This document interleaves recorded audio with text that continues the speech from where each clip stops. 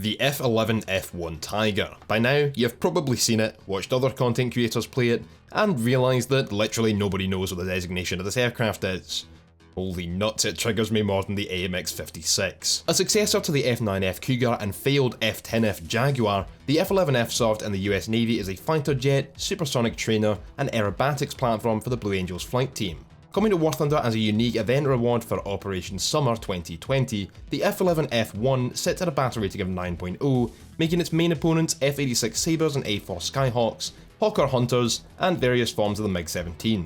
In today's video, what we're going to look at is whether or not this aircraft is worth grinding out or staying away from, and we're not doing any of that, oh it's different for everybody, it depends on how you want to play. No. By the end of today's video, you should have a firm handle on whether or not you want this jet and why, or whether the time and or money to grind it could be better spent elsewhere. If you're already committed to grinding this aircraft out, then this video will serve as a decision maker for whether to keep it when you get it, or whether you might want to sell the coupon on the War Thunder marketplace when it becomes available this September. Let's take a look. So to start out, let's just get this out of the way. The F11F is not worth it if you're looking for a close air support platform for ground battles. The aircraft's main role is as an interceptor, it carries limited ground ordnance compared to tech tray options at its BR, has no ballistic computer, has some interesting performance quirks that prevent it from succeeding in that role, which we'll get into in a second, and doesn't really have any sort of lineup to pair it with anyway. If you're committed to grinding out this aircraft, then sell the coupon on the marketplace and buy yourself the FJ4B VMF with its bullpup air-to-ground missiles instead. That's definitely more of what you're looking for. In air battles, the main factor of the F11F is its absolutely monumental engine power. This jet will reach over 1200 km/h in a straight line on the deck and surpass Mach 1 at 10,000 feet. This is one of 3 jets and its rank that can actually use a traditional boom and zoom style tactic, the other 2 being the J-32B Lansen and the Untitled 4M, the former being one of your biggest threats in this aircraft, which as a 9.7 only makes sense. Over the Untitled, the Tiger has a substantial boost in energy retention. This thing pulls energy out of the ether to a degree that the F-86 Sabre could only dream of, and will catch absolutely anything in a dive, barring the F-100. Yes, the Tiger is even capable of running down a Lightning F6 out of a dive, and will actually beat it in a sustained turn fight thanks to its fantastic manoeuvring energy retention. Climb rate on this aircraft is also very good, beating out most 9.0s and even some 9.3s, making the F11F one of the best Voltor hunters in the game, the 4 AIM-9B Sidewinders only helping that case even further. The aircraft's main armament is its 4 20mm Colt Mark 12 cannons with 125 rounds per gun, which are some of the best cannons in War Thunder. Trust me, nothing should go heads on with this aircraft, and I mean nothing. I don't care about your 30mm, you don't have the accuracy or range this thing does. Now we get into the main problem for the F11F, and it's one I actually wasn't expecting, but now it makes sense to me why this aircraft is 9.0, though I still think 9.3 is a better fit. It's hard for me to believe that a jet used for more than a decade as both a trainer and aerobatics performer could be this sluggish, but the F11F at most speeds turns like an absolute bus with an extremely low angle of attack and a turning circle that makes an F-104 look nimble. The aircraft has no combat or even takeoff flaps, just fully up for a flight and fully down for carrier landings, and the leading edge slats only deploy with the landing flaps, something I can confirm is historically accurate. This makes the aircraft substantially difficult to use, with that engine power almost being too much to handle, making it extremely difficult to get guns on target and impossible to stay on anybody's 6 in a prolonged turn fight. This is compounded by a strange feature that causes the nose to dip below the aiming reticle when rolling at high speeds, throwing off your aim, something I've been told is incorrectly modelled, and thanks to War Thunder's instructor feature. Gaijin, please just get rid of that. Anyone else with me? Should this actually prove to be the result of an incorrect flight model, I will pin a comment down below adjusting the remainder of my review. Hopefully it's not too late. But currently, the F11F is a more sluggish hunter with a higher top speed and almost 15% greater thrust. Keep in mind though, that's only on the afterburner, which eats into the F11F's fuel quite significantly, meaning you are going to have to RTB during the course of an average match. You could take out a greater fuel load, but I don't recommend this, as you're then reducing the manoeuvrability of this aircraft even further. It's not all bad for mobility with the Tiger, however, and herein lies one of the most interesting factors about this aircraft's fighting style. Inside a very specific speed range, the F11F turns exceptionally well for a transonic aircraft, able to pull up to 13 Gs initially and sustain as much as 11. This starts to happen at around 950 km per hour, all the way up to just over 1100, and due to the amazing energy retention of this plane, even in such a turn, you will be able to stay inside that speed range for longer than your pilot can handle the turn.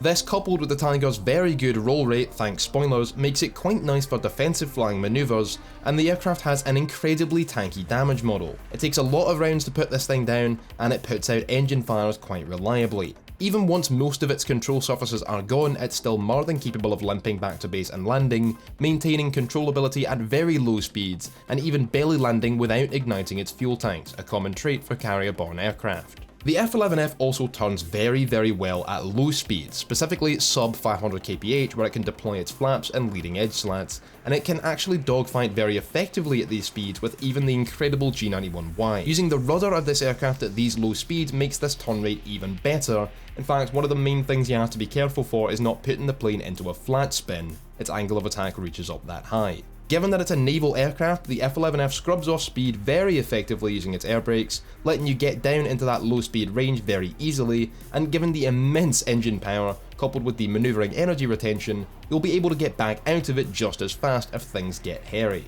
Basically, nothing will catch you when you choose to disengage. When it comes to missiles, you're able to dodge even AIM-9Es at all speeds, provided you begin the turn early enough, although you'll only be able to dodge the Lightning's red tops in that 950 to 1100 km per hour bracket, where you're able to sustain over 10 Gs. Outside that, you've next to no chance. All this means that the F11F is the king of energy fighting for its BR bracket, able to bleed supersonics of their speed and re-engage from advantageous positions, so long as it's left alone by the rest of that player's team. The closest thing I can compare it to is the Swift F7, so if you enjoy that aircraft, this might be perfect for you. You actually make use of your wider turning circle to catch enemies out of their turns and use your disgusting energy retention to keep above your enemies, teasing them with a target that will cost them all their precious energy to attempt to shoot at, and then eating any shots that do come your way without taking a lick of actual damage. Drag enemies down into that low speed range, and if you can't put guns on target in a rolling scissors and they manage to outstall fight you, then throttle up and disengage, leaving the enemy player eating your exhaust and re-engaging with twice the energy. Be very careful about going vertical against enemies that are behind you when you're in a higher speed engagement, however, as somewhat counterintuitively, this so-called king of energy fighting is actually very vulnerable in a vertical engagement. Not to its pursuer, of course. They are still stuck at 5,000 feet wondering whether or not you can see stars yet, but if you're not alone, you'll take so long to actually roll the F11F back over again and may just get a missile shoved up your ass, unable to pull hard enough to dodge it at the altitudes you very quickly find yourself at. The F11F is not a bad jet, just a jet that occupies a rare playstyle, making it a bitch to learn, and a situational one that really struggles in a 1v1 if you aren't already prepared for that style of fighting. The aircraft is one of those beauties that specialises in baiting for itself, although it will do very well in a squad, both taking advantage of teammates being the bait and baiting for its fellow teammates. You don't have to worry too much about needing your teammates to take that bait the way you do in other aircraft, however, because if they don't, which frequently they won't, you can easily disengage, eating any shots that do come your way quite comfortably. A squadron of F11Fs working together can absolutely carry a game, while a single Tiger against multiple enemies can only hope one of them is dumb enough to head on it, while the other sits on its tail eating its dust. The main aircraft you have to watch out for are the Lanson, the F3H and the F100, as well as the premium Hunter FGA-9, which carries AIM-9E missiles. Yeesh. When fighting the Tiger, your best bet is to actually mostly ignore it, as you'll waste energy chasing it and will find it very easy to dodge and deal with later instead. Do not let it force you into low speed manoeuvres, it will slow down faster than you and accelerate harder out of that manoeuvre, so keep in mind not to underestimate it. Turn inside and away 90 degrees, gain energy back, and force it to fight you around 700 or 800 kph where it won't be able to turn, and you can lead it into a vertical to try to reverse it. Preemptively dump speed if you think it wants to turn with you, and warm up a missile if you have one to launch at it immediately. Do not pull negative to avoid its guns, as with that weird negative pull it does when rolling, you may cause it to accidentally get its guns on target, and that would just be embarrassing. Tiger players should use their high top speed and good acceleration not to rush an enemy team, but to climb up higher than they can, possibly taking out a Voltor with missiles, that's one less for your team to lemming train after, before focusing on enemy jets that are already involved in dogfights, supporting your team so that they're alive to support you. It's always nice to see teamwork encouraged. It's also a very fun jet to play when you intentionally throw it into bad situations, because it survives more than it has any right to, taunts the enemy team into making bad moves in an attempt to put it down, and then watches them collapse around it. It wouldn't be a particularly lucrative grinding platform, however, as not only is it not a premium, unfortunately, enjoy your stock grind by the way, but you won't be able to guarantee results in it. And I doubt most players will actually enjoy it enough to be worth spending the money to get it at the very least. As a collector's item, the Blue Angels camo alone makes it worth it, but as a fighter it's tough to use, although entertaining when you do master it, if not particularly efficient to grind with. In grind battles it loses out to tech tree options. It only has a ranging radar, so it won't be particularly effective in sim battles, nor does it have a lot of rounds or a great cockpit versus the F3H Demon, and seeing as only 2 other jets in the game occupy its playstyle, both of which have a more favourable matchmaker, it makes for a terrible first jet if you're only a rank 3 or 4 pilot looking to get into jets early. If you're thinking about getting either the Leopard C2A1 Mexus or this aircraft, then the C2 is going to be far more lucrative, easier to play, and more fun for the majority of players. Honestly, I'm wary about recommending the F11F at all, as I know I'll get complaints in the future that it's worse than I made it sound. I am biased towards liking this jet, as number 1, it's an aircraft I love and I've wanted to see it in game for a long time, and number 2, I got it for free fully spaded. This review is coloured by that, so just bear that in mind when you make a decision on what you want to do with the coupon for this jet, should you get it. Selling it may allow you to buy some much more lucrative vehicles, and unless you're a collector, that's probably the best way to go.